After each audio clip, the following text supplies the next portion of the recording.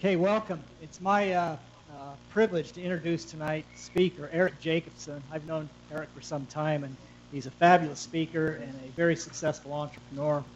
Eric received a bachelor's degree from Stanford University, and then he started Smith Barney as an investment banker early in his career, and then from then on, he really has been a serial entrepreneur throughout his career. I'll just mention a few of the companies that he has started. He was the founder and CEO of TNT Sound, which he sold in 1983. Vice president of MECA Software, which went public and sold to H&R Block in 1994. He's the founder and president of Home Financial Network, which was sold to Sybase in 2000. He and his partners then started Dolphin Capital. And the Dolphin Capital Group, I think, is one of the finest private equity groups that I've ever known or worked with.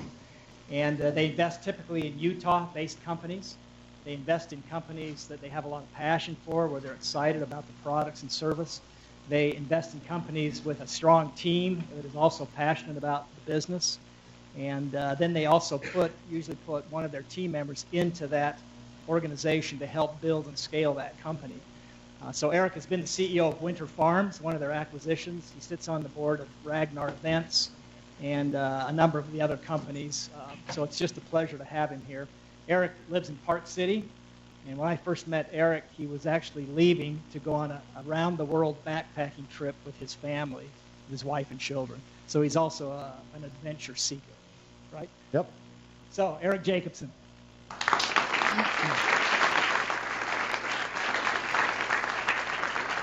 So thanks for having me. I don't normally get nervous, but Mike was showing me all the folks who have spoken up here, and one in particular, Bill Child, is literally my hero. And to follow him and many of the other folks that have come up here, I'm humbled and honored, and I'm now a little bit nervous that I got to follow folks like that. So out of here, I'll never come back, I promise. I also want to say thanks to Mark Holland, your board of trustees. He's a great, great friend of mine. Thanks for coming and hanging out and listening to me. I hope I don't bore you either through this, because you know a lot of this stuff. So anyway, Mike has asked me to talk a little bit about my life as an entrepreneur, my experiences, and in particular wanted me to share some of the lessons that I've learned through my career, sort of careening through life in this crazy world of entrepreneurship. And so I'm going to start with one of my first lessons, which is it doesn't take money to be an entrepreneur. Some of you folks who I had the pleasure of having dinner with, you heard a little bit of this, but I started my first company when I was in college. I had no idea that I was going to start a company. It was entirely and completely by fluke, and it was because I liked to drink beer when I was in college. So very quickly what happened was a guy in my freshman dorm, a little bit of a different era in those days, guy in my freshman dorm liked to play music and mix music.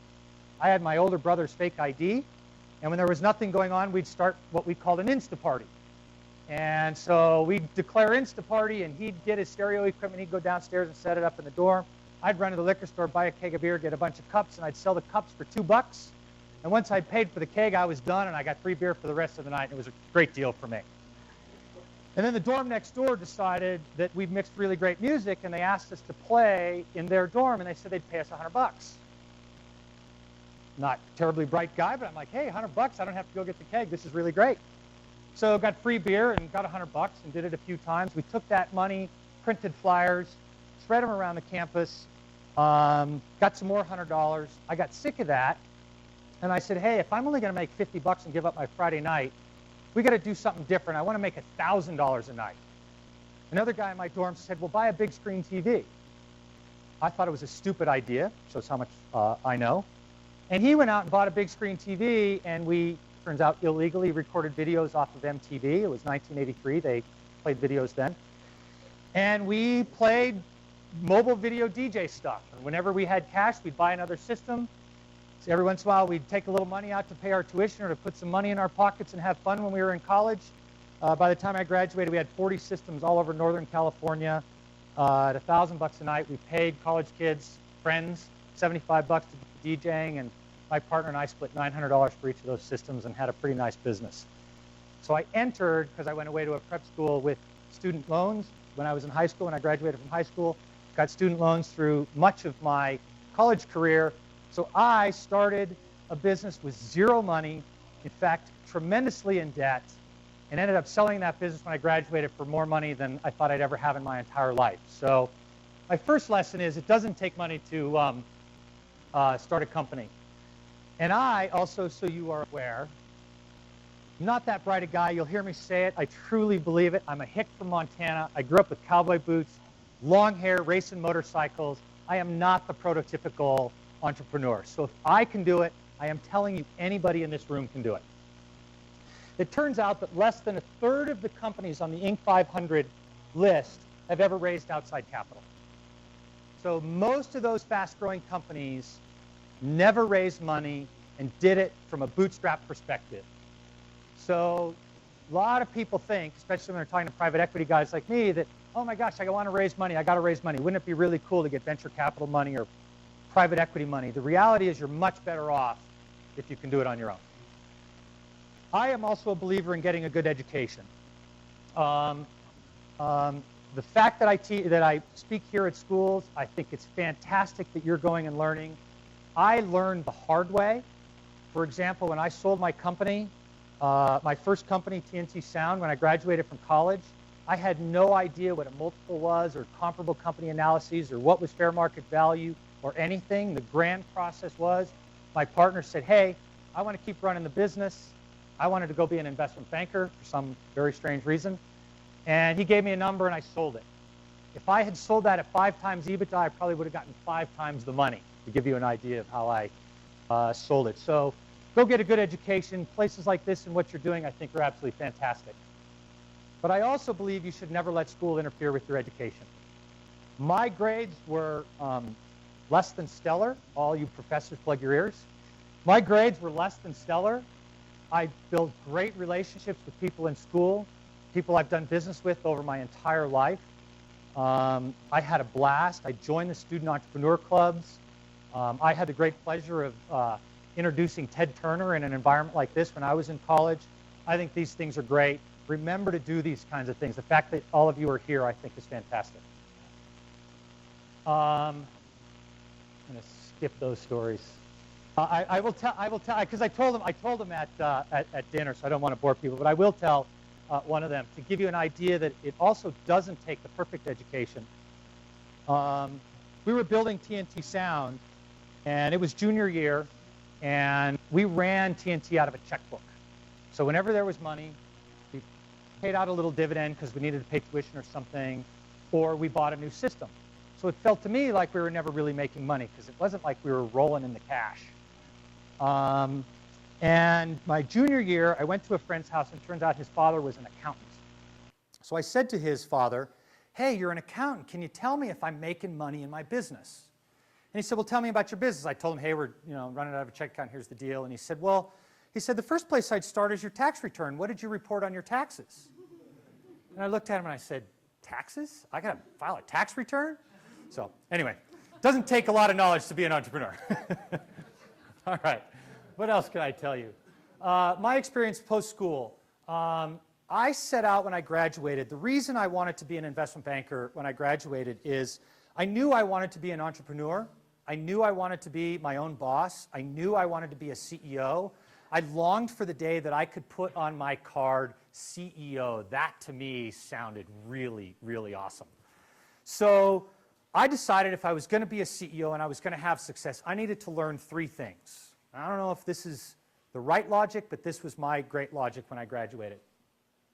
And those 3 things for me were I needed to learn finance. I needed to learn how to read an income statement and a balance sheet. I needed to learn that I was supposed to file a tax return.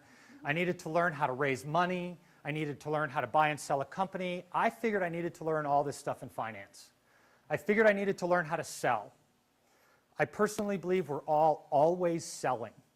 My example, even when I was in college, I'd say, hey, when I go out and I go into that bar and I'm trying to meet somebody of the opposite sex, I'm selling myself when I go in that place. You're always, always selling. Always. It's not a bad thing in my mind. It's not an evil thing. Salespeople aren't awful and miserable if they're good. They're really fulfilling a need. I believed I needed to learn how to sell. And I believed I needed to learn the operations of a business. I needed to learn how to hire people, fire people, run an assembly line, whatever the heck it was, I needed somehow to learn how to actually run a business. So that was my grand logic. So when I left school, I decided this is what I wanted. It turns out that the finance world pays more than operations or sales. So I, in my brain, said, all right, I'll start there.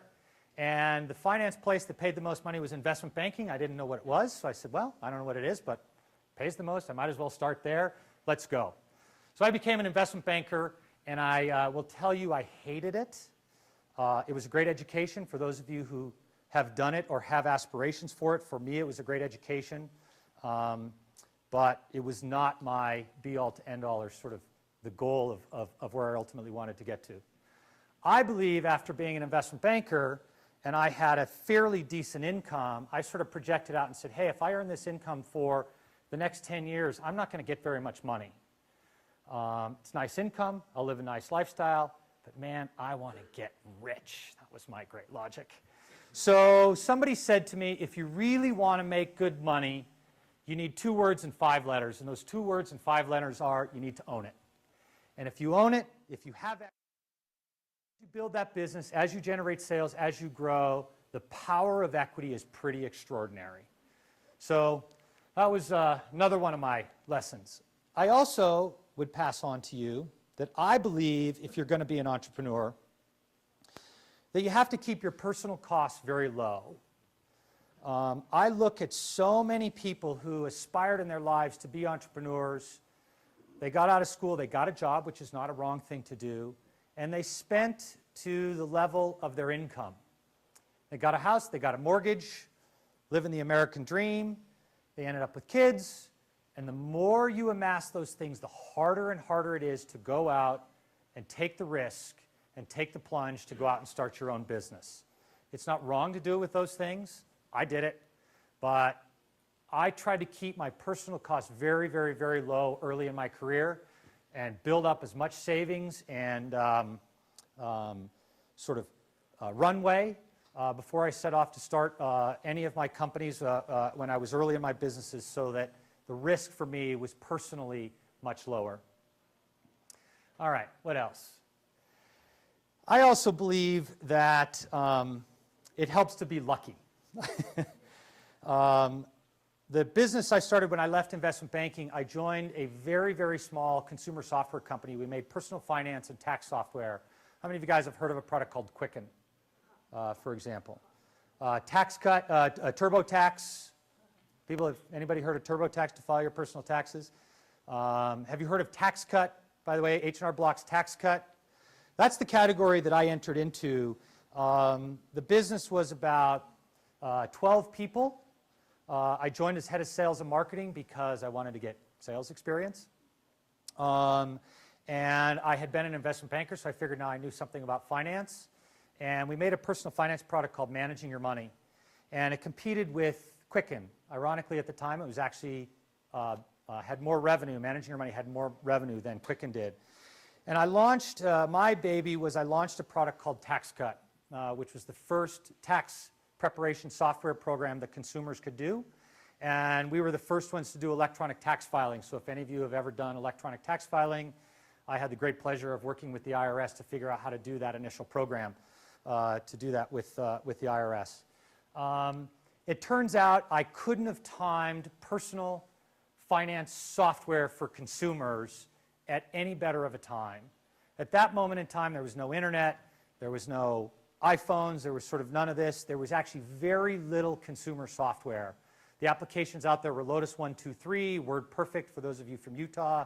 WordPerfect was here, big deal company. You know, Microsoft Word.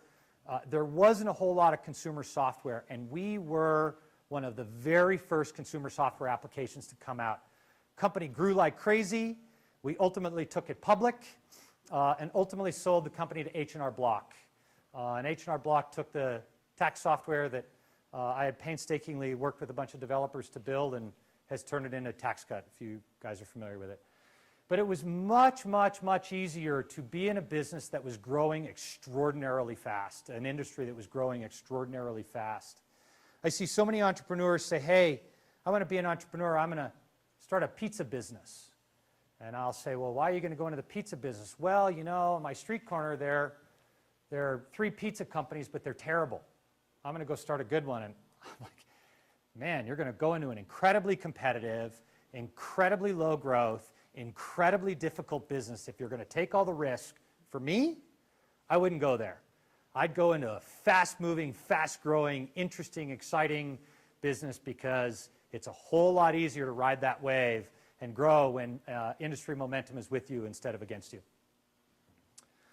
I also believe that sales cures all ills, especially as an entrepreneur. We fund a decent number of entrepreneurs, and entrepreneurs start, and the first thing they want to do is get an office. And the next thing they want to do is build a website.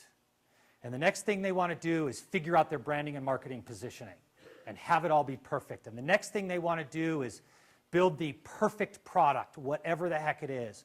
And lo and behold, you're 6 months, a year, 2 years, 3 years in, you're burning costs, you're spending a ton of money, and you haven't generated $1 worth of sales.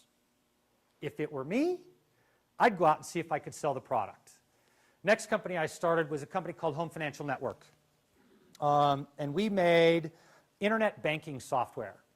It didn't start as internet banking software, but for sake of argument, it was software and technology to do online transactions. And rather than go and build a product, and rather than get an office, and rather than do all that stuff, my partner and I got in our car, we did a little mock-up of what we thought our application was going to look like, basically in PowerPoint, and we started traveling to banks because that's who we were going to sell it to.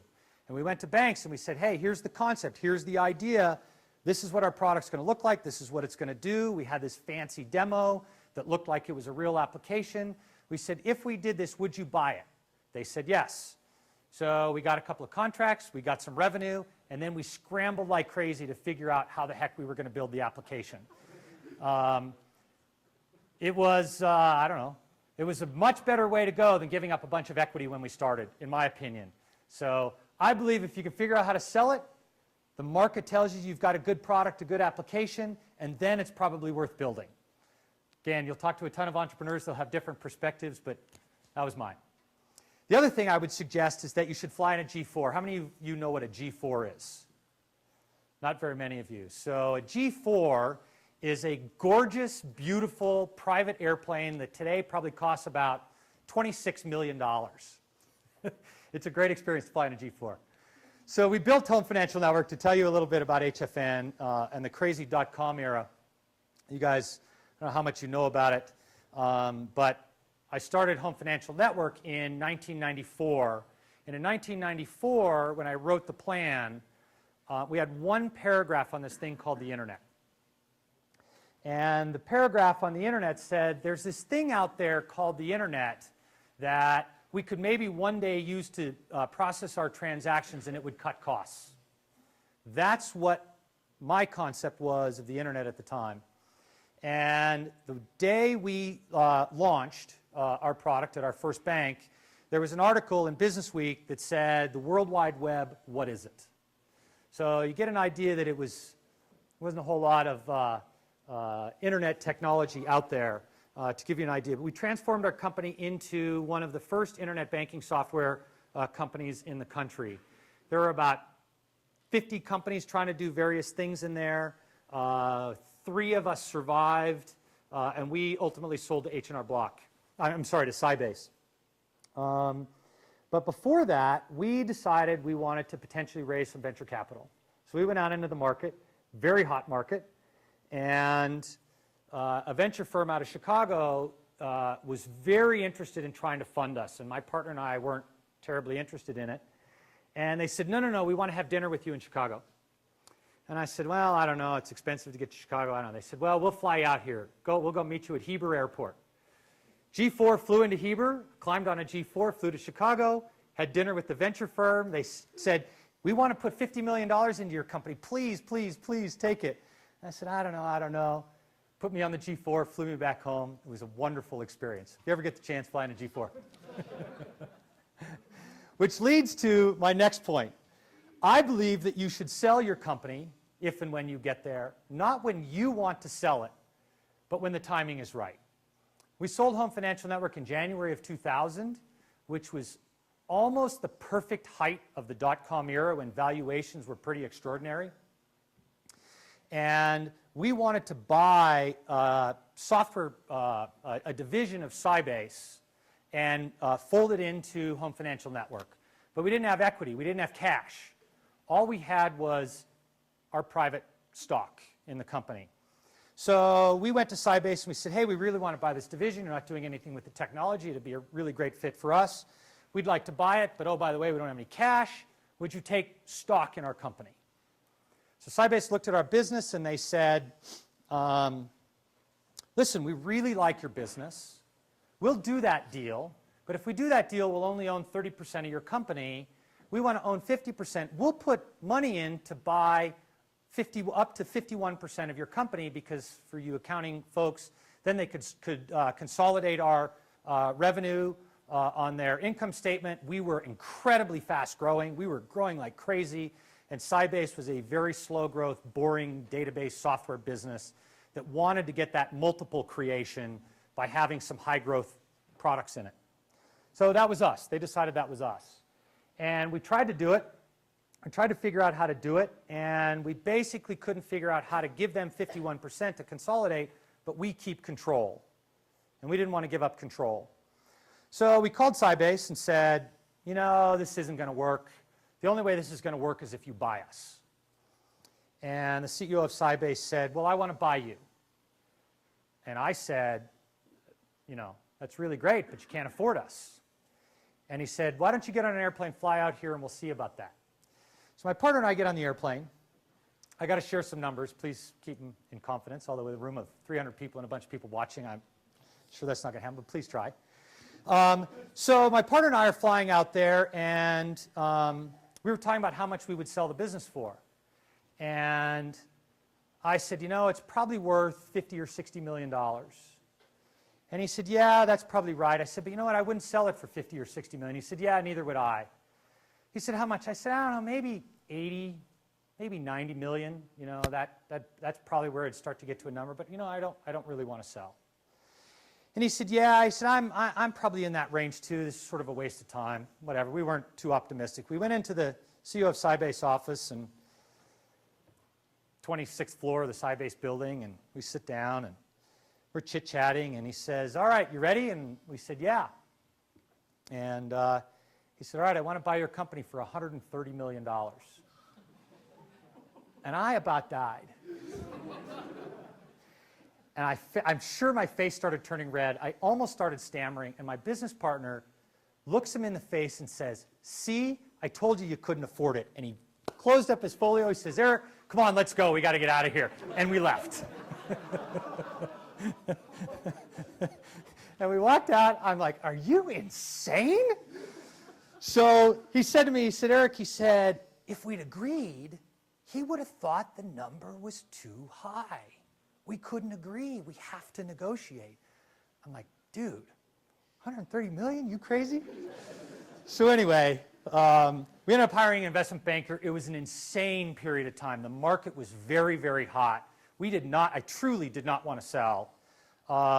We ended up hiring an investment banker, got into a bidding war with our main competitor in Sybase, and when all the dust settled, we ended up selling our company for about 200 million bucks. So sell when the market's ready. That's my other advice. All right. I also believe very much that if you're going to be an entrepreneur, you should do what you love. I see so many entrepreneurs sitting there saying, how can I get rich? How can I make a product that's going to make me a fortune? And my experience as an entrepreneur says that there are very many dark, hard, dreary days as an entrepreneur. There are many, many, many days where you absolutely don't think you're going to survive. Home Financial Network, which we sold for $200 million, I cannot believe we did not close the doors long before that. There were so many times where we had no right to stay in business. And to get yourself up out of bed and go to work and fight that fight in those dark days, if it's not something you love, if it's not something you believe in, if it's not something you're passionate about, I will tell you the odds that you throw in the towel are going to be very high. And I think you have to be tremendously tenacious if you're going to be an entrepreneur. So my very strong advice to you is do something you love. I like to drink beer. I figured out how to make money at it. It's a great thing. I would also say, in my experience, that you should do it with people you love. I'm a people person. I enjoy people. I find people interesting and fascinating, and I find the way they think and process and where they come from and different perspectives to be very fascinating. But when you go into business and you're working with somebody, you get to know those people sometimes in a way that you probably wish you didn't know them on occasion. And you have to like the people you're going to be with. Life is way, way, way too short not to work with good people, people you trust, people you enjoy. My other advice is do it with people you enjoy. I put this in, we talked a little bit about it. Another thing I find that entrepreneurs ask us a lot is are partners good or bad? And I can't answer this. I think you have to determine it for yourself. So I've had a partner for 23 years. He and I split everything 50-50. When I make money, he gets half. When he makes money, I get half. When I lose money, he pays for half. And the same. And he and I have had a great relationship for many, many years. We trust each other. It's been really wonderful. It turns out he married my sister, which starts to get it to be a little bit more incestuous. And now it turns out that he's divorcing my sister. So I can't answer if partners are good or bad. Business-wise, we're still partners. It still works. But I'm telling you, it's incredibly, incredibly messy. I will also tell you that now as a private equity firm, one of the big reasons we end up being invited in to buy a share of a company or to buy a company very often, is because the partnerships go bad. And they get to the place where they can't function anymore. And their best answer is to get out. Creates great opportunities for us as a private equity firm. Same with family members. We're invited in to look at a lot of deals because family members just can't work together anymore. So I've seen great successes, and I've seen great failures. I will tell you, if you're going to do it, enter into it carefully. The classic, I don't know so much in business school, but the classic undergrad way that kids will start a business is they're sitting in their dorm room. That's exactly what I did. And they say, hey, here's the idea, which is exactly what I did. And they say, hey, let's all go in 50-50. And everybody's like, yeah, high five, and it's 50-50. And if it's 50-50 and one of those kids decides to take that investment banking job and not work in the business, you've now given up 50% of your company to somebody, and you're going to go and try to run it, and who's really in control, and now you got a partner that you're stuck with for a very long time, who's making just as much money on their 50% as you are in your 50%, and you're doing all the work. So think very carefully about it. I actually teach a class on how to protect yourself against partners. So I could talk about it for a long time. Don't have time here, but I don't know if they're good or bad. That's my great lesson there. How about that? I also believe, people say to me all the time now that I'm in the private equity business, you know, how do I raise money? I got this really great idea. It's so hard. How do I raise money? How do I raise money? I will tell you that those of us in the investing world desperately want good companies and great ideas to invest in. It's our job. We're trying to find them. We want to meet with entrepreneurs. We want to see businesses. Don't be afraid to call up firms and say, hey, I want to come pitch. I want to talk to you, because it's their job to listen to you. It's not hard to get the meetings. When I hear people say, well, it's hard to raise money, I will tell you, if it's a good idea, if it's a truly good business, it's not hard to raise money. It's hard to raise money if it's not a good idea or it's not a good business. And I personally believe that's what capitalism's all about. That's how the system works. People vote with their pocketbooks. And if they're not going to vote on your idea and your business with their money, if you beat your head against the wall long enough, you might want to step back and say, well, I really thought this was a great idea, but maybe not. So I personally believe it's not hard to raise money if you have the right idea. I also believe you need to learn how to structure a deal. That's all the LLC, C Corp, common stock, preferred stock options. I don't know how much you guys have sort of looked into all of that. I can tell you that if any entrepreneur comes to me trying to raise money and they say, I want a valuation of X on my business, if I could say to them, fine, I'll give you that, but I get to determine all of the other terms of the deal, and they agreed to that, I would win every time. I would totally win every time, guaranteed. So it's not about the price always, which people focus on. It's how you structure the deal. It's very fast. I don't know, I like all that stuff. But it's interesting. If you're going to go out and raise capital, the more you can know here, the better. Because when you walk into a VC shop or a private equity firm, if you're trying to raise money from them, they know what they're doing, and you are absolutely, undeniably, beyond a shadow of a doubt, at a competitive disadvantage in that negotiation. Get advice, learn it, know what you're walking into. I've seen a lot of carnage along the way. I also believe you need to build a great team. Somebody asked me at dinner today, as an investor, do we invest in the idea or the company, or do we invest in the CEO? And there's a saying that says you invest in the jockey, not the horse. You invest in the management team, not the idea. Buffett has a saying that says, I'd rather a good company with a great management team than a great company with a good management team. Very few businesses that we invest in today are anywhere near the same business 5 years from now. So it's less about the business and much more about the entrepreneurs and the management team, or the founders, or the people that are building the business, in my opinion. So when I was building my team, building my partners, the other thing for me that I learned is I would rather hire people and work with people who are passionate and smart and energetic, as opposed to the perfect resume. My experience is you get the perfect resume and it comes with all kinds of other baggage. And I would rather take somebody who's passionate and energetic and teach them and work with them to figure out how to be really successful than take somebody with the right set of skills and experience and figure out how to kick them in the rear end and keep them motivated and get them to go to work every day. Again, all this is just my opinion. I say all the time, if you talk to 100 entrepreneurs, you'll get 100 different answers to these things. So remember, I'm the guy who didn't file tax returns, so take it with a grain of salt. The other thing I've learned, I'm almost done, by the way, if you're bored. I'm almost there. The other thing I've learned is that people hate my ideas. I've never understood why. I think they're really amazing, but people hate my ideas. And the first one, when we started Home Financial Network, our concept was that we wanted to figure out Quicken and managing your money and Microsoft Money and all the personal finance apps in those days were databases where you'd enter in all your transactions and you'd print out budgets and all kinds of boring things. And our concept was, nobody wants to do all that. What people want to do is transfer money from their savings account to their checking account so they can write checks. People want to pay their bills. They do that every day. We got to figure out how to do this transaction engine.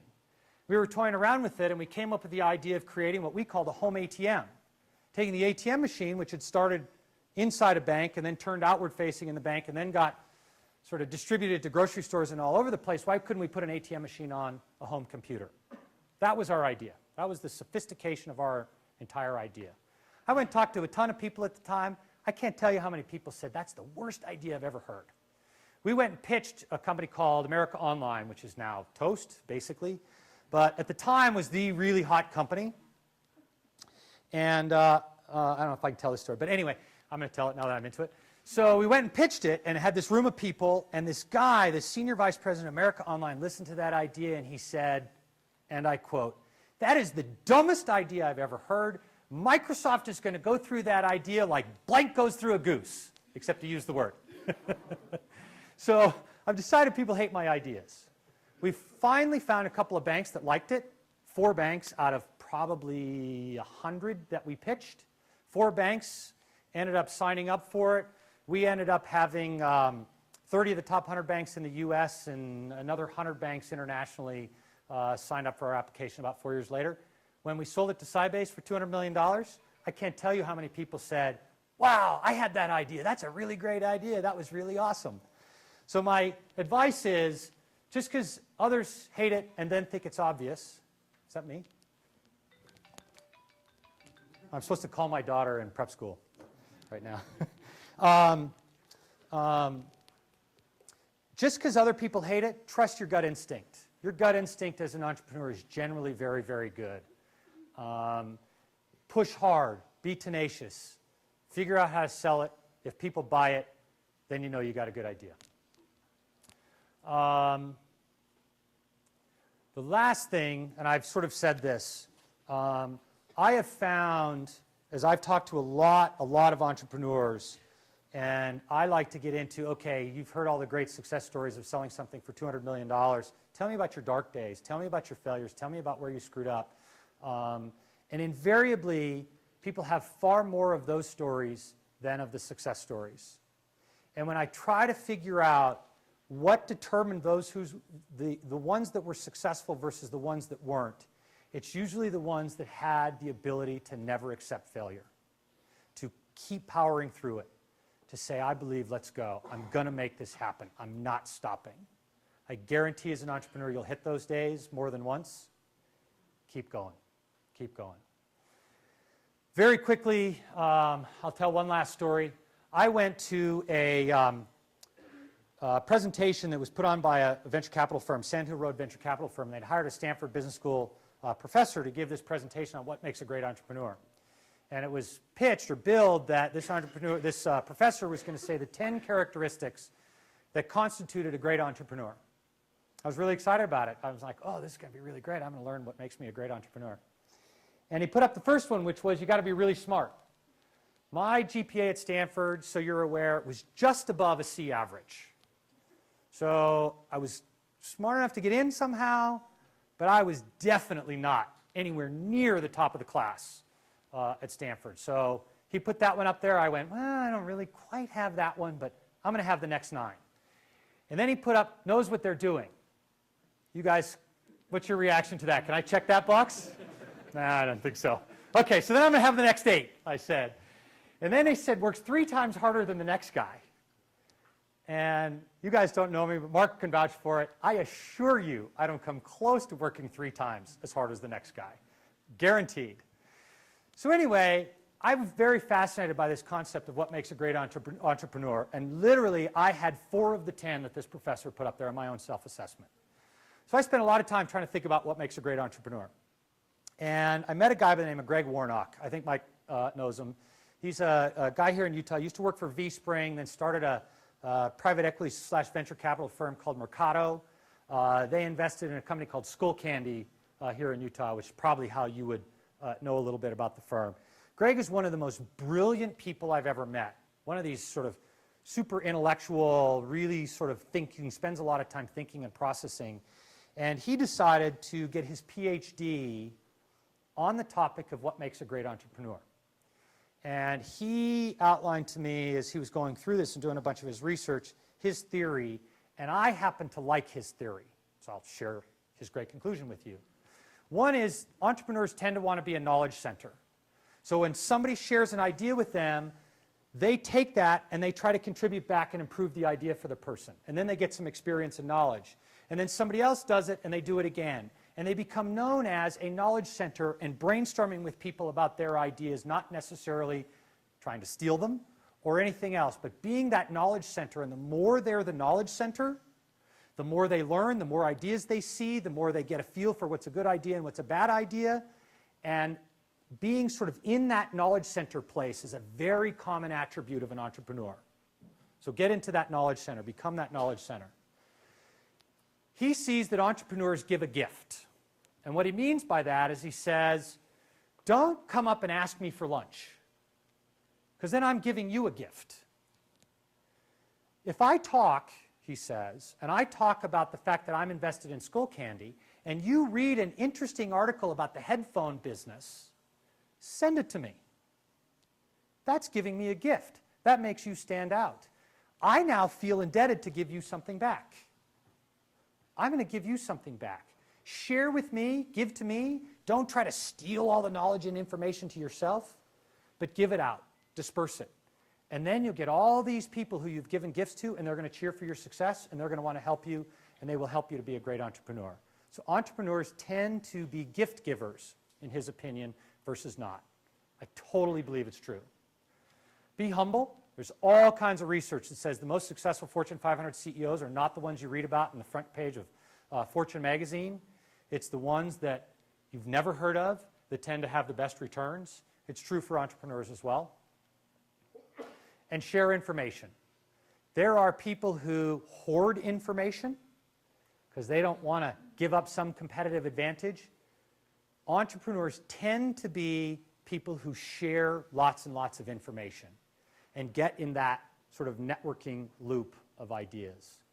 So take that for what you will. Greg would explain it much better, but I love the concept. And my final advice for entrepreneurs, which I actually think is the hardest thing for entrepreneurs to do, and all of you who are aspiring entrepreneurs, literally the hardest in my opinion. It's not the ideas, it's not the team, it's not raising money. It is none of that stuff, in my opinion. The hardest thing for an entrepreneur is to take the step and go for it. You just got to go. There you go. How'd I do, Mike? Great.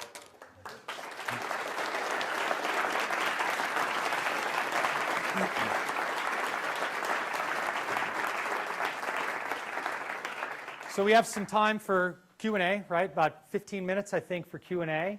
Sorry, I actually saw like 3 people fall asleep, so that's a really bad sign. So I apologize to you 3. And the others who faked it well, I apologize to you too. All right, go ahead. You mentioned that a lot of entrepreneurs have those dark days. How did you overcome that? What was that motivation, or what did you have to think of?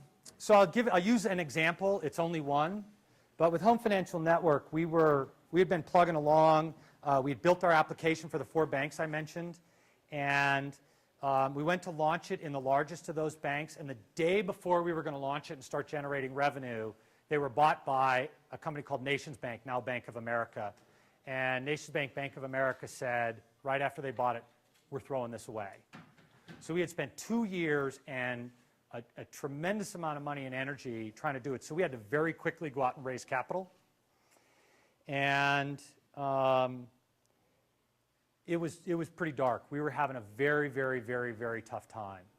And the way that I got through it was I said to myself, okay, what's the absolute worst downside that could possibly happen out of this scenario? And it wasn't pretty. We would lose, there were probably 10 of us in the company, 10 people would lose their jobs. I would have burned a lot of my personal savings and had no job. I might have ended up going to work at McDonald's and flipping burgers so that I could pay for my wife and child to eat.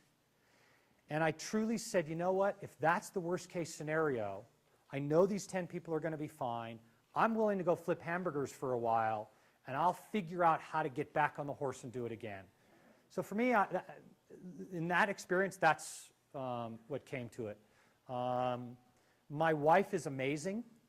Before I got married, she knew that I always wanted to be an entrepreneur. She's very supportive. I said to her, listen, I don't really have any money. You shouldn't marry me for the money. I don't know if I'm ever going to be successful, but I'm going for this, and you need to be prepared for that. Are you sure you're ready for it? And she signed up hook, line, and sinker, and any time things got dark, she's always been there to say, you know what? It's okay. We're going to get through it. It's going to be fine. If we got to go live in a mobile home, we'll do it. We'll figure it out. We'll make it happen.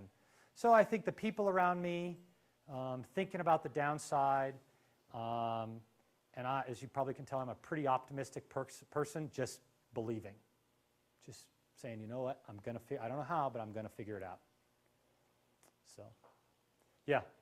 You talked about structuring a deal and making sure that you get your fair share, like you said, on the front, and it can look like a great deal on the back, and you could be getting screwed. How would you recommend knowing about how to structure a deal and get experience doing that? Is there any books you recommend, or when you work at venture capital firm now, so you do it every day, but before you did that, how did you learn how to do that? Yeah. If you can find a class here that teaches it, I would absolutely recommend doing it. Do a volunteer internship at a private equity firm like us, get involved in due diligence. There are angel groups around that you could probably spend time working with angel groups and help them as they look at deals and figure out how to structure deals, look at how they structure deals.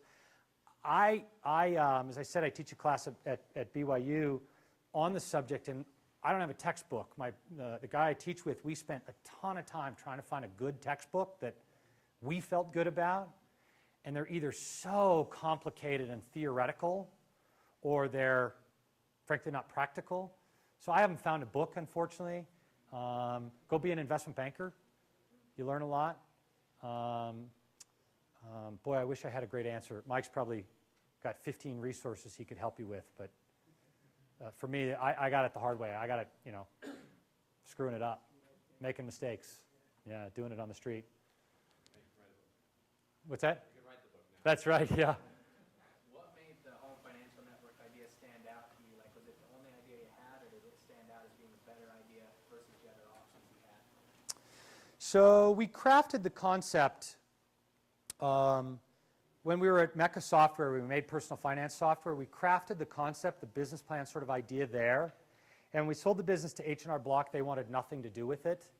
I don't know if we thought it was a great idea or not, but they wanted nothing to do with it. So when I basically got fired from H&R Block, which is a different story, I went to my partner and said, hey, let's see if that thing's a good idea. And we spent a lot of time talking with really bright people in the industry. We talked to the CEO of MasterCard, some of the board members at Visa International, went to some banks. We did a lot of work testing and trying our idea, and it morphed and transitioned a lot as we went through that. I'd love to tell you it was a brilliant idea at a coffee table. That's where it started. But we probably spent, 6 months, 8 months, working on the idea, running it by people, talking to gurus in the industry, talking to people much smarter than us, tweaking, refining, re-refining. And once we hit something that banks were willing to buy, we kept going to some of these banks and saying, would you buy this? And in the beginning, we'd get thrown out. We'd tweak and we'd work and we'd go back. And once we found a couple of banks that said, now that's really interesting, then we figured we had a pretty good idea. Yeah? When you're talking about working at TaxCat and you're working with other developers, how do you go about getting help from people outside your expertise? Like, I know when you're talking about Knowledge Center, bouncing your ideas off entrepreneurs, they're not going to steal your idea. They're going to help you develop your ideas, but when you're going to like an engineer or like a chemist or something else, how do you go about Yeah, I have a philosophy in this area, and I guarantee you there are a lot of people that disagree with what I'm about to say. I've got a very good friend who's in my business, but he happens to be focused in medical products. And he's really fixated on patents and protecting ideas. And I just don't live in that world. So from my background, I grew up in software and technology. And by the time you'd get a patent, 500 people would have knocked you off. And the way you won was by being smarter and faster than the next guy. HFN, we reinvented that business not once a year, but literally multiple times every year to try to stay ahead of, the rapid pace of change in that industry. The idea of sort of trying to protect our IP or protect our developers, if we spent our time trying to do that, I believe we would have lost. So I am not a big believer that there are a whole lot of truly original ideas. I think that there are variations that are very important on ideas personally, and I think it's the people who have the guts to go for it, the people who know how to build teams, the people who know how to move faster than the next guy, the people who can build the relationships and raise the money and get the customers, and the people that can outwork, out-hustle, out-drive, out-maneuver, out-deliver the next guy. Those are the people that tend to win, not the patent guys. Again, you'll talk to a lot of people who disagree with that, but in my world of software and technology, and now in my world of grocery home delivery for Winder and 200-mile relay race world, it's a matter of out executing. There are tons of people that are doing 200-mile relay races. We just do it a whole lot better, a whole lot bigger, a whole lot cooler than the next guys. So, my philosophy. Yeah. You mentioned that coming out of school, so there's 3 key things: finance, sales, and operation. Do you think that those are still the 3 key things, or was that just? And which one's most important? I think for me, those would still be true. I am sort of an expert at nothing, to be perfectly honest. And I very much believe in hiring really great people. And I believe I needed to have, that general knowledge over those 3 key areas and be able to hire great people in each of those areas and not get snowed over, not get taken advantage of. So I feel very good about what I did, but that doesn't mean it's everybody's path. For me, I believed it was true then. If I had to do it over again, it's exactly what I'd do again. And I don't know that one is more important than the other. It's like a lot of things. It doesn't work unless you have all the parts. Mark. Talk to us a little about giving back. Somebody actually asked me this at dinner, and I'd never been asked before. Now it's twice in one day. I sold my second company, and I went through a pretty dark period of time because I sort of went, man, what's the purpose of all of this? I build these companies and make money for me, make money for shareholders. When am I going to go? Do it again? I mean, what's the joy and pleasure in all of that? And I had a fairly dark period, and I hired a life coach and went through this process to learn what is important and true to me. And I learned a few things that I'm not, and I learned a few things that I am. I'll spare you lots of boring details, but I learned I love people, I love teaching and mentoring, and I'm good at building companies. Those are sort of the 3 key things I learned. And I learned that for me, what I want to do every day when I get up is somehow enhance people's lives. I don't know how every day when I get up, but that's what I want to do. And I learned that, for me, is what gives my life meaning. I could talk about that for a long time, but I decided to use my business career to build platform companies, to build a set of businesses that could not just return investment to the shareholders, but could do great things for the employees and the companies and the communities. So if you look at Ragnar and Ragnar's business model, if you sign up for the Ragnar Relay Race, you have to provide 3 volunteers. And if you do, fine. If you don't, you can pay $150 to a charity, and the charity provides the volunteers. And we've given, Ragnar's a fairly small company. We've probably given over $1 million to charities in the last 3 years since we've been involved with Ragnar. Ragnar also has a program called the Extra Mile Program. We run through neighborhoods and we try to go through and leave the neighborhoods better than when we went through, whether that's picking up trash or building playgrounds for kids or those kinds of things. And I believe what's really fun and enjoyable and meaningful to me is working with all these great people, but ultimately building businesses that do something meaningful for others. So a little sort of soft and mushy, but very important to me. And that gets me up and out of bed every day and inspires me every day. It gets me through a lot of those dark times. Others? Yeah. As far as doing the software and getting that developed, you said that isn't your area of expertise. How do you find people to do that and understand that side of the business when you hadn't really gone to school for things like that? So there's a great line that says, sometimes silent. What is it? Stay silent, be thought a fool, speak and be proven right, or something like that. And when I went out and first started hiring developers and they would start talking, I found I was going, yeah, right. Oh, yeah, okay, yeah, I agree. No, you bet. No, sure, right on. Because I had no idea what they were talking about. I found a company, it happened to be called Legal Knowledge Systems, run by a guy by the name of Dan Kane, and I liked him. I just liked him. He was a developer. I had no idea what he was talking about. I liked him. And we talked about building this thing that would be tax preparation software, and he was a geek, and he liked it. And I said, hey, you think we can pull something like this off? He said, yeah. And, I trusted him, and it turned out that he was great. I wish I could say I read lots of books and had great lessons, but I trusted my gut instinct and found somebody I trusted and liked. I ended up in Utah, by the way, because HFN, we had 10 people in Connecticut that were sales and marketing people, and I knew when they were BSing because I sort of grew up in sales and marketing and could read them and understand them, and our developers were all in Orem. And I wasn't good at it, so I ended up moving out here to manage the developers because I needed to look them in the face to judge, not by what they were saying, but by how they were delivering it. if they were telling me the truth or not, when they'd give dates or timelines or what could be done and what couldn't. I'm a very sort of people person, you know, reading and feeling and all that kind of fuzzy stuff. So that's how I did it. I don't know if that's great lessons or not, but that's what I did. Yeah.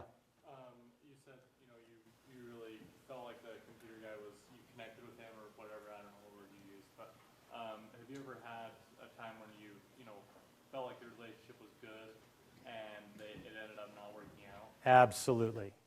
Absolutely. I wish I batted 1,000 in my judge of character, but